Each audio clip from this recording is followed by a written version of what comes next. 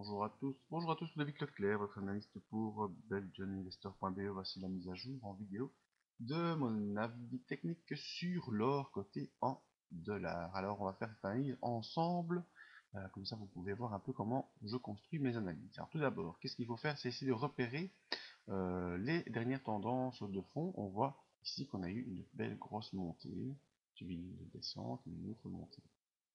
Pour l'instant, on est dans cette phase de hausse avec un point haut plus haut que le point haut précédent. Et ici, des points bas qui sont de moins en moins bas. Donc on pourra aisément tracer une oblique à partir du dernier point le plus bas. On va essayer de voir si on peut. Voilà. Oh, cette ligne a bougé, c'est pas grave.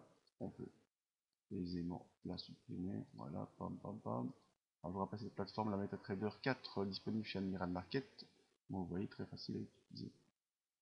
Voilà, donc ma ligne de support oblique, elle est ici. On voit qu'elle a servi déjà par de nombreux contacts, hein, donc c'est une ligne de support qui peut être considérée comme efficace. En point haut, on peut également essayer de placer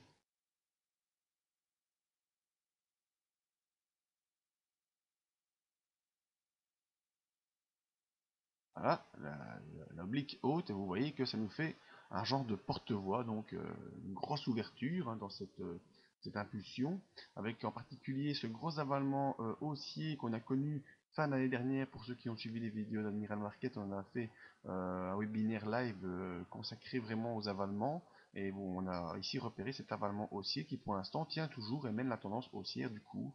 Hein, on a fait un point plus haut ici avec une clôture à 1230, mais pour l'instant on n'a pas encore pu aller plus haut, et on voit que ici on est en train de latéraliser. Pourquoi? On a nos moyennes mobiles, la M50 en rouge, la M20 en vert, qui est en train vraiment de latéraliser, les bandes de Bollinger qui latéralisent également, et donc on attend vraiment un signal qui à mon sens pourrait être un signal haussier. Alors qu'est-ce qu'on a à repérer comme point de résistance? On a d'abord celui-ci à 1231 qui correspond au dernier plus haut du 9 décembre. Autre objectif, c'est celui-ci, les 1248, qui correspondent aussi à un point plus haut qui s'est produit. J'arrive à la voir. Allez. Ah, la bande de Bollinger, c'est pas ça qu'on veut. On voit à peu près ces 1248. J'arrive pas à voir les données complètes.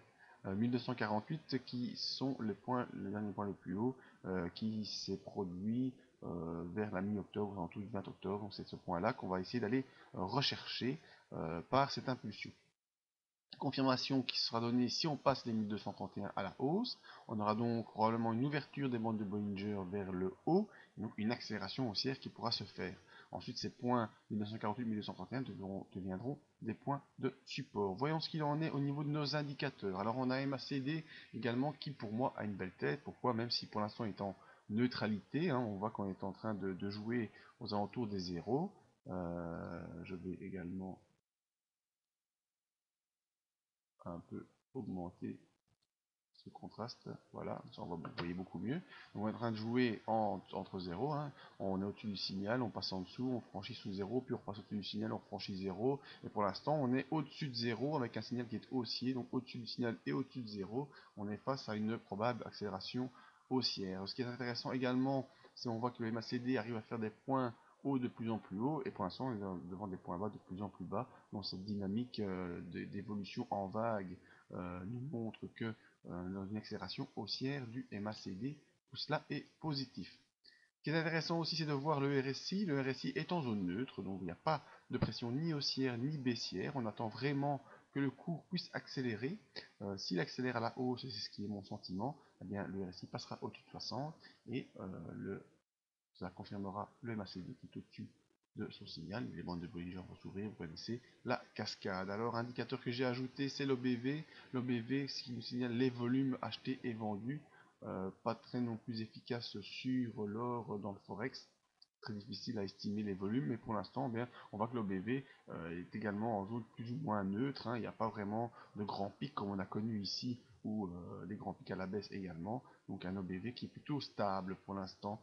Donc mon avis sur l'or, en résumé, on a un RSI qui est neutre, un MACD qui est positif, mais plutôt en train de faire du yo-yo entre les zéros.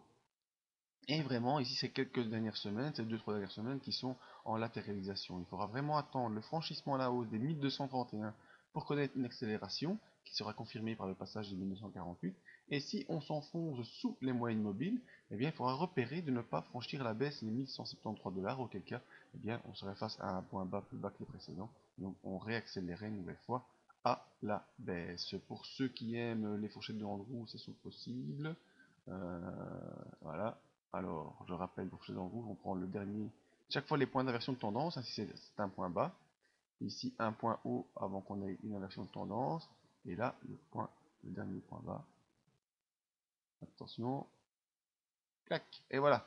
On est dans notre fourchette de Andrews. L'objectif de la fourchette de Andrews, le premier objectif étant de rejoindre la médiane de Andrews, qui se situe pour l'instant vers les 1237, donc entre nos deux zones de résistance. Mais si le cours arrive à franchir les 1231, vous connaissez la suite, on accélérera avec un objectif sur la fourchette pour l'instant à 1279, mais objectif qui va aller en augmentant au fur et à mesure du temps qui passe.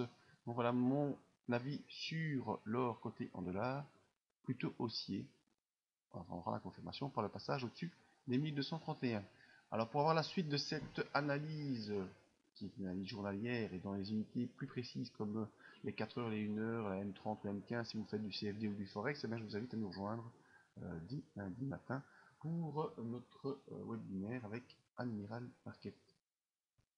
Je vous remercie à tous. Si vous voulez voir d'autres actifs analysés sur les unités journalières, eh bien, sur le site de joininvestor.be pour voir les autres actifs.